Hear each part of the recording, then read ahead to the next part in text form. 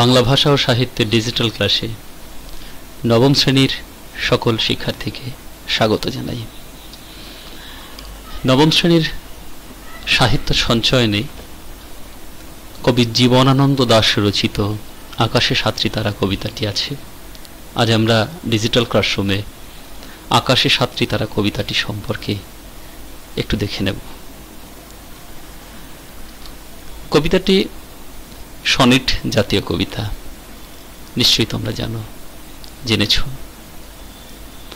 আমরা কবিতাটি সম্পর্কে পুঙ্খানুপুঙ্খভাবে অনুভব করবার চেষ্টা করব, তার মাহাত্ম্য কি। কবিতাটিকে পুঙ্খানুপুঙ্খভাবে অনুভব করবার পূর্বে কবি জীবনানন্দ দাশ রচিত এই কবিতায় প্রবেশ করবার পূর্বে কবি সম্পর্কে আমরা কয়েকটি কথা জেনে নেব। কবি জীবনানন্দ দাশ 1899 খ্রিস্টাব্দে 18 ফেব্রুয়ারি অবিভক্ত বাংলায় জন্মগ্রহণ করেছিলেন, বরিশালে জন্মগ্রহণ করেছিলেন। শৈশব থেকেই দারিদ্রতার মধ্যে তার জীবন কাটলেও সাহিত্যের প্রতি অনুরক্ত ভাব তার কখনোই মন থেকে মুছে যায়নি। একটু একটু করে বড় হয়ে ওঠা কবি। পিতার স্কুলেই কবি জীবনানন্দ দাশের শিক্ষা জীবনের প্রথম পাঠ। ইংরেজি সাহিত্যের প্রতি গভীর অনুরাগী এই মানুষটি মেধাবী ছাত্র হিসেবে স্কুলের বার্ষিক পরীক্ষায় যতবার পুরস্কার নিতে যেতেন ততবার নিজের পছন্দ মতো ইংরেজি কাব্যগ্রন্থই নিতেন। আস্তে আস্তে বড় হয়ে ওঠা। তবে বড় হওয়ার সঙ্গে সঙ্গে দারিদ্রতা ক্রমশ বেড়েছে তার জীবনে।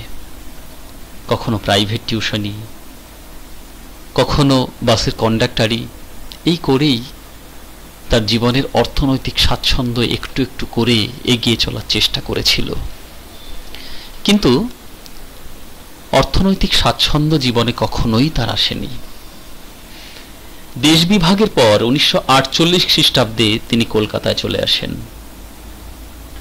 1950 খ্রিস্টাব্দে তিনি খড়গপুর কলেজে, 1952-তে বরিশা কলেজে, 1953-তে হাওড়া গার্লস কলেজে যোগ দেন এবং আমৃত্যু সেখানেই অবস্থান করেন ইংরেজি সাহিত্যের একজন বিখ্যাত অধ্যাপক হিসেবে।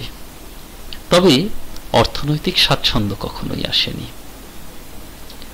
যখন কবি তার সাহিত্য জীবনে প্রবেশ করেছিলেন, তার সাহিত্য বাংলা সাহিত্যকে রাঙিয়ে দিতে শুরু করেছিল, তখন কিন্তু সম্পূর্ণভাবে রবীন্দ্র যুগ ছিল। রবীন্দ্র যুগ অর্থাৎ রবীন্দ্র সাহিত্য দ্বারা প্রভাবিত বাংলার পাঠক সমাজ।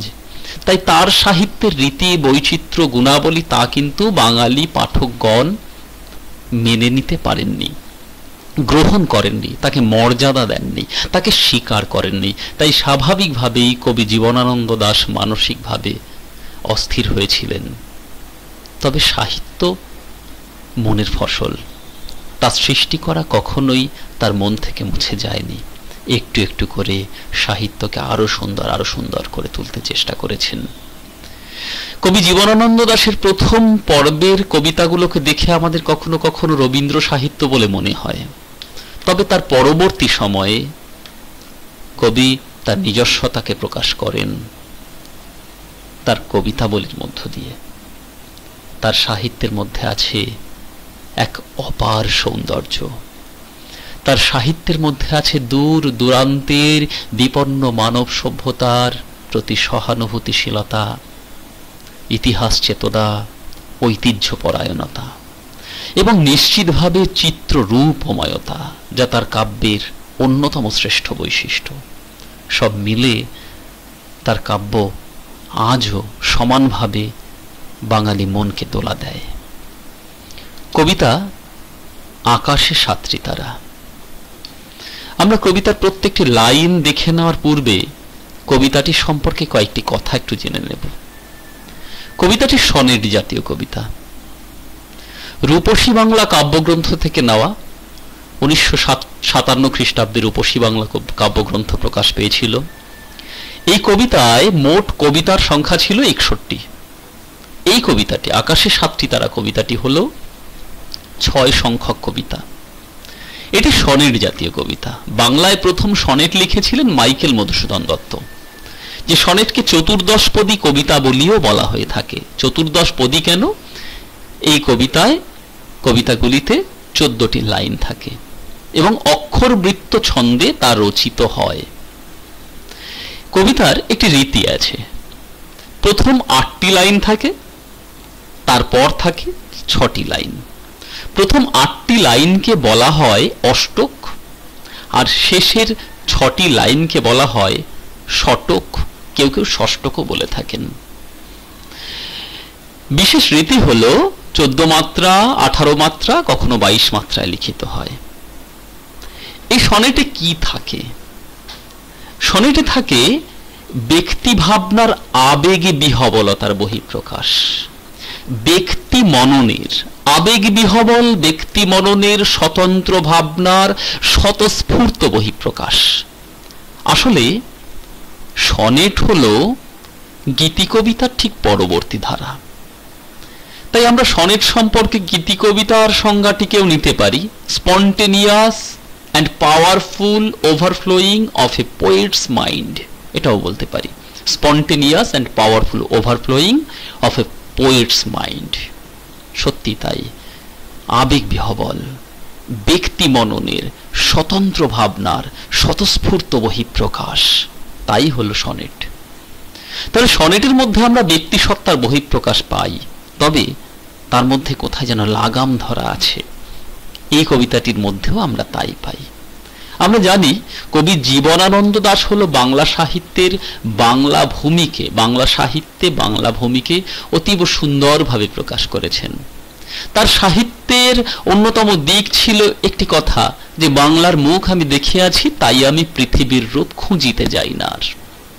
কবি মানতেন, মনে প্রাণে বিশ্বাস করতেন যে বাংলা ভূমির রূপ যে একবার অনুভব করেছে, তার রূপ যে একবার আস্বাদন করেছে, তার স্বাদ যে মানুষটি একবার অনুভব করেছে, তা কিন্তু তাকে কখনোই অন্য কোথাও যেতে দেয় না। সে বাংলা ভূমির এই বৈচিত্র্যের মধ্যেই সমস্ত কিছু খুঁজে পায়, পৃথিবীর রূপ খুঁজতে যাওয়ার প্রয়োজন হয় না। এই কবিতাটির মধ্যেও কিন্তু সেই কথাটির বহিঃপ্রকাশ ঘটেছে। কবিতার প্রত্যেকটি লাইনে আমরা আসবো। এবার কবিতা বিশ্লেষণে চলে আসি। আকাশে 7টি তারা। কবিতাটির লাইন থেকে কারো কারো মনে হতে পারে, কিংবা তোমাদের সাহিত্য সঞ্চয়ন এই বইটিতে কবিতাটির যেখানে লিপিবদ্ধ আছে সেখানে 7টি তারার ছবি দেওয়া আছে, এটা দেখে অনেকের মনে হতে পারে যে 7টি তারার কথাই বলা আছে, কিন্তু তা কখনো নয়। আকাশে 7টি তারা। আকাশে 7টি তারা কথাটির অর্থ হলো আকাশে তারকা রাজির আগমন। এবার কথাটি হলো 7টি, এই শব্দটি ব্যবহার করলেন কেন? 6টিও তো বলতে পারতেন, 5টিও তো বলতে পারতেন। আসলে 7 শব্দের মধ্যে একটা অদ্ভুত গভীরতা আছে, কারণ আমরা জানি 7টি সমুদ্র দ্বারা সারা পৃথিবী পরিবেষ্টিত হয়ে আছে, সমুদ্র গভীরতার প্রতীক। কবি নিরবচ্ছিন্ন ভাবনার দিকে বারবার চলে যান, সেখানে এক অদ্ভুত ইঙ্গিত তিনি প্রকাশ করেন, রূপ ও চিত্রময়তা প্রকাশ করেন। তাই 7টি শব্দের মধ্য দিয়েও তার সেই সাহিত্যে রূপ ও চিত্রময়তাই প্রকাশ পেয়েছে। তাই কবি বললেন আকাশে 7টি তারা। সুতরাং 7টি মানে 7টি নয়, 7টি মানে কিছু সংখ্যক তারা। যখন ফুটে ওঠে তখন কবি ঘাসে বসে থাকেন। আসলে আকাশ যখন তার অপূর্ব সুন্দর মহিমায় মহিয়ান হয়ে মনুষ্য জাতিকে হাতছানি দিয়ে বলে, দেখো আমার সৌন্দর্য অবলোকন করো, তখনও কবি বলেন, না, বাংলার সৌন্দর্যই আমার কাছে অপার। বাংলার সৌন্দর্যের চিরন্তনতা, তার প্রবাহমানতা, তা আমার কাছে অপার। তাই আকাশে অবস্থানকারী 7টি তারার অপূর্ব সৌন্দর্যময়তা কবিকে হাতছানি দিয়ে রাখে না। বাংলা ভূমির ঘাস কবিকে প্রাকৃতিক সৌন্দর্য প্রদান করে, মনকে প্রশান্তিতে ভরিয়ে দেয়। তাই কবি বললেন, আকাশে 7টি তারা যখন উঠেছে বসে, আমি এই ঘাসে বসে থাকি। নিশ্চয়ই প্রথম লাইনটার অর্থ বুঝতে পেরেছ। কবি আসলে এই ঘাসের সবুজাভের মধ্যেই বাংলা ভূমির লুক্কায়িত সুন্দর রূপকে খুঁজে পেতে চেয়েছেন বারে বারে। এরপরের যে লাইনগুলো রয়েছে তার মধ্যে সেই একই কথা, রূপচিত্রময়তা অবস্থান করছে। কামরাঙা লাল মেঘ যেন মৃত মনিয়ার মতো। কামরাঙা লাল মেঘ, কামরাঙা নিশ্চয়ই তোমরা জানো একটি ফলের নাম, যে পাকলে পরে লালাভ বর্ণ ধারণ করে। যখন সূর্য অস্তমিত হতে থাকে তখন পশ্চিম আকাশের মেঘগুলো কামরাঙার রঙে রাঙিয়ে যায়। আসলে আকাশের ওই বর্ণময় সুন্দর রঙকে কবি প্রকৃতির মধ্যে খুঁজে পেলেন, বাংলার নিজস্ব ফলের মধ্যে খুঁজে পেলেন। কবিতাই যেন বলতে চাইছেন যে সমস্ত আকাশের, সমস্ত বিশ্ব সংসারের সমস্ত রূপ বাংলার প্রকৃতির মধ্যে ব্যাপ্ত সুন্দর হয়ে আছে। কামরাঙা একটি সাধারণ ফলের মধ্যেই আকাশের সূর্য অস্ত যাওয়ার সেই অপূর্ব রূপ প্রকাশিত হয়ে আছে, মৃত মনিয়ার মতো। কামরাঙা লাল মেঘ, মেঘ রাঙিয়ে গেছে ডুবন্ত সূর্যের আলোতে। কবি তাকে কিসের সঙ্গে তুলনা করলেন? মৃত মনিয়ার সঙ্গে। মনিয়া একটি পাখি, বাংলার নিজস্ব পাখি। এই মনিয়া বা মুনিয়া পাখি, চলিত ভাষায় জলিত শব্দ ব্যবহার করছেন কবি। মুনিয়া বা মনিয়া পাখি বেঁচে থেকে তার দুরন্তপনার মধ্য থেকেই তার সৌন্দর্য প্রকাশ করে, কিন্তু যদি মৃত অবস্থায় মনিয়া থাকে তার কোনো সৌন্দর্য প্রকাশিত হয় না। ঠিক তেমনি এই মেঘগুলি অস্তমিত সূর্যের রঙে রাঙিয়ে গেছে, কিন্তু আগামী সময়ে যখন সূর্য অস্তমিত হবে এই মেঘের সৌন্দর্য তখন কোথায় থাকবে? তা ঢাকা পড়বে অন্ধকারে। সুতরাং তাও এই সম্পূর্ণ প্রকৃতির বৈচিত্র্য সূর্যের অস্ত যাওয়া কিংবা সূর্যের আগমন তার মধ্য থেকে প্রকাশিত হয়।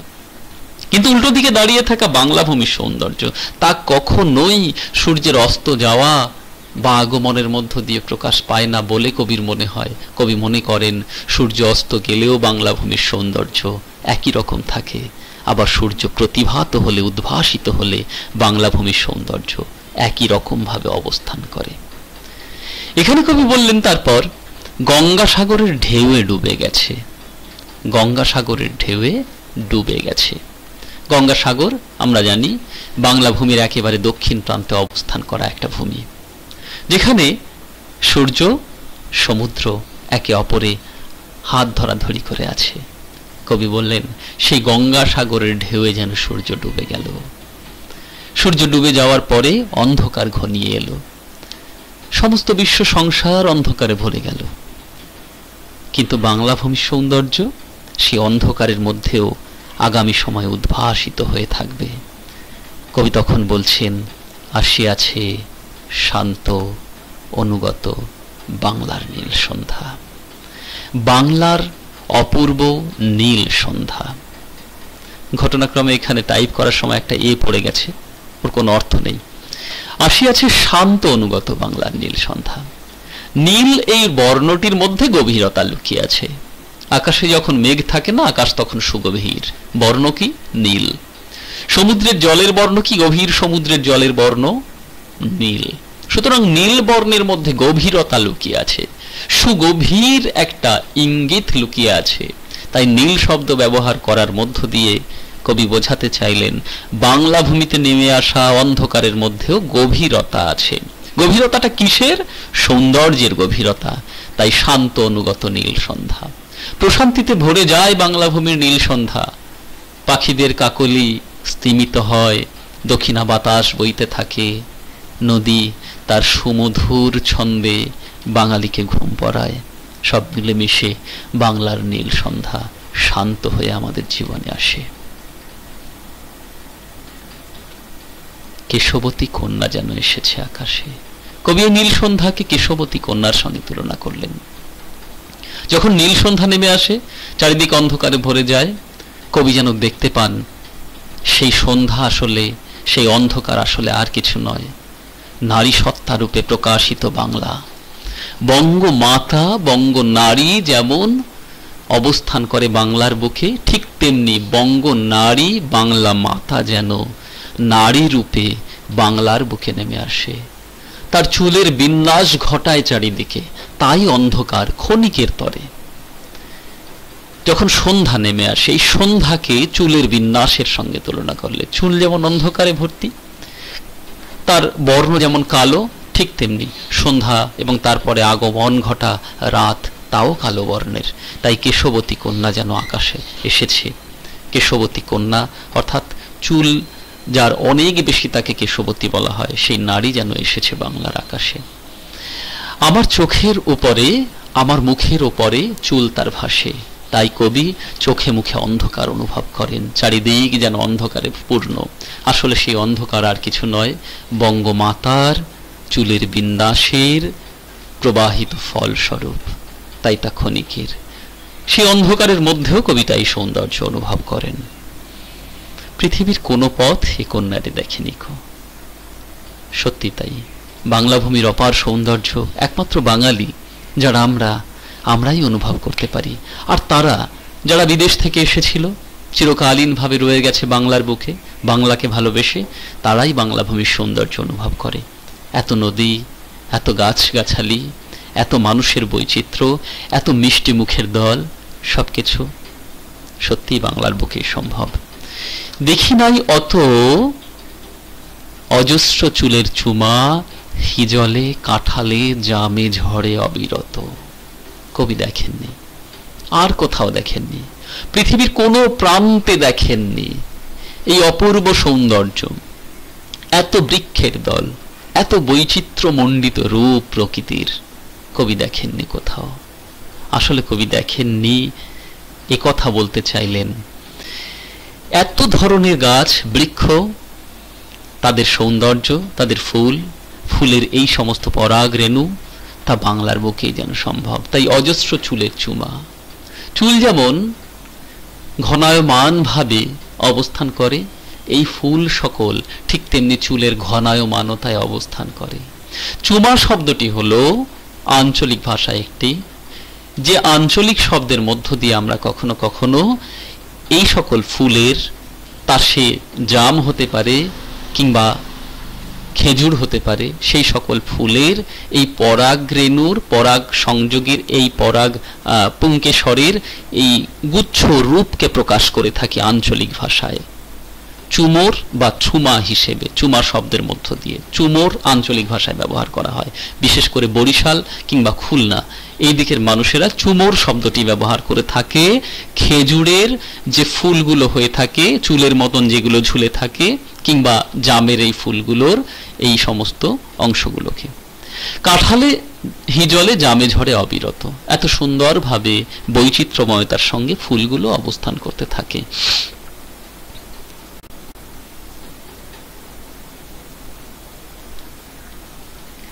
জানি না এত স্নিগ্ধ গন্ধ ঝরে রূপসীর চুলের বিন্যাসে পৃথিবীর কোন পথে। কবি দেখেননি রূপসীর চুলের বিন্যাসে অন্ধকারের মধ্যেও এত সৌন্দর্য অনুভূত হতে পারে। পৃথিবীর কোন পথে, পৃথিবীর আর কোথাও নয়, একমাত্র বাংলাতেই তা সম্ভব, কবি বিশ্বাস করেন। আমরা যে ফুলটি দেখতে পাচ্ছি এখানে, এটা হলো হিজল নামক ফুল, এটাও বঙ্গভূমির নিজস্ব ফুল। সুতরাং কবি সে অন্ধকারের মধ্যেও বাংলার অপূর্ব রূপ অনুভব করছেন। কবি তারপর বলছেন বাংলা ভূমির আর কোন কোন অংশের মধ্যে সৌন্দর্য কবি খুঁজে পান। নরম ধানের গন্ধ কিংবা কলমির ঘ্রাণ, নরম ধানের গন্ধে যে প্রতিভাত রূপ আছে, বাংলার প্রকাশিত রূপ আছে, সৌন্দর্যের প্রকাশমানতা আছে, কিংবা কলমির ঘ্রাণের মধ্যে যে নরম গন্ধ অবস্থান করে, সেখানেও কবি বাংলার রূপ খুঁজে পান। কবি আর কোথায় বাংলার রূপ খুঁজে পান? পুকুরের জলের মধ্যে কবি বাংলার রূপ খুঁজে পান। যেখানে ঝাঁপিয়ে পড়ে আত্মসমর্পণ করতে ইচ্ছে করে, কবি আরো খুঁজে পান চাঁদা আর সরপুঠিদের মৃদু ঘ্রাণের মধ্যে কবি বাংলার রূপ খুঁজে পান। কবি হাঁসের পালকের মধ্যে বাংলার রূপ খুঁজে পেতে পারেন। কবি সর্বোপরি বাংলার প্রত্যেকটি অঙ্গের মধ্যে, ক্ষুদ্র ক্ষুদ্র প্রত্যেকটি অঙ্গের মধ্যে বাংলার চিরন্তন রূপ খুঁজে পেতে চান। চাঁদা সরপুঠিদের মৃদু ঘ্রাণ, তার মধ্যেও পান সেই সৌন্দর্য। কখনো কিশোরীর চাল ধোয়া ভিজে হাত। বাংলা ভূমির প্রত্যেক নারী যেন নিজ বৈচিত্র্য মহিয়ান, সে কথা বোঝানোর স্বার্থে কবি এখানে কিশোরীর চাল ধোয়া ভিজে হাত এই শব্দের ব্যবহার করলেন।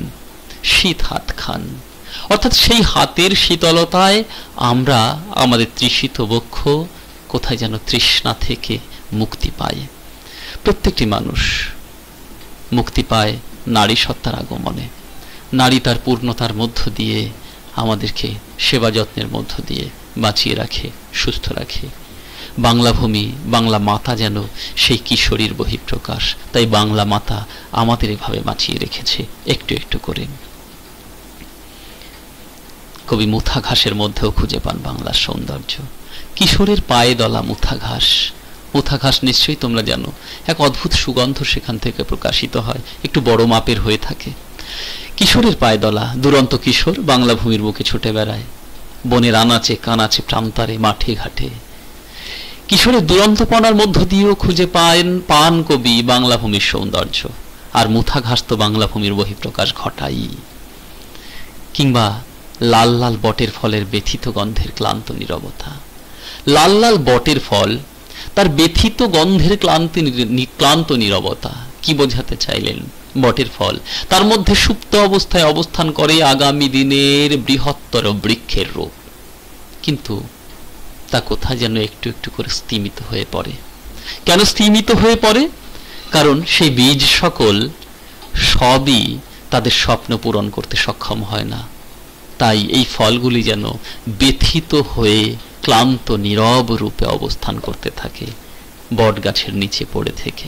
তাই ব্যথিত গন্ধের ক্লান্ত নীরবতা।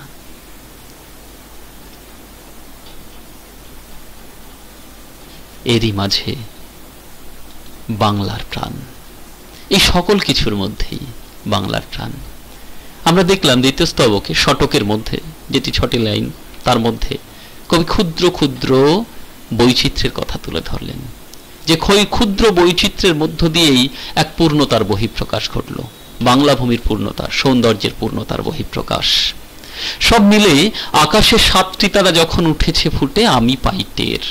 কবি টের পান, আঞ্চলিক ভাষার ব্যবহার করলেন। টের পান মানে অনুভব করেন। কি অনুভব করেন? যে আকাশে 7টি তারার সমারোহে যখন সমস্ত বিশ্ব সংসার রোমাঞ্চিত হয়, কবি তখন রোমাঞ্চিত না হয়ে বাংলা ভূমির সৌন্দর্যেই আবেশিত হতে থাকেন। বাংলা ভূমির সৌন্দর্যের শ্রেষ্ঠত্বের ভাবই মনের মধ্যে প্রকাশ করতে থাকেন। সব মিলে কবি যেন বলতে চান, আবার আসিব ফিরে ধানসিঁড়িটির তীরে এই বাংলায়। আসলে এই বাংলার মধ্যেই কবি খুঁজে পান বাংলা ভূমির চিরন্তন রূপ। কবি যেন নিরবচ্ছিন্ন ভাবে, নির্লিপ্ত ভাবে অনুভব করেন, বলতে পারেন, বাংলার মুখ আমি দেখিয়াছি, তাই আমি পৃথিবীর রূপ খুঁজিতে যাই না। আর বাস্তবে কি খুঁজতে যাওয়ার প্রয়োজন হয় না। বাংলার রূপের এই অপরূপ সৌন্দর্য যে মানুষটি একবার অনুভব করেন, পৃথিবীর কোনো রূপই তার কাছে মুখ্য বলে মনে হয় না, গৌণতায় পূর্ণ হয়। বাংলা ভূমির রূপের মধ্যেই তাই তিনি খুঁজে পান নিজস্বতা, চিরন্তনতা, চিরকালীনতা।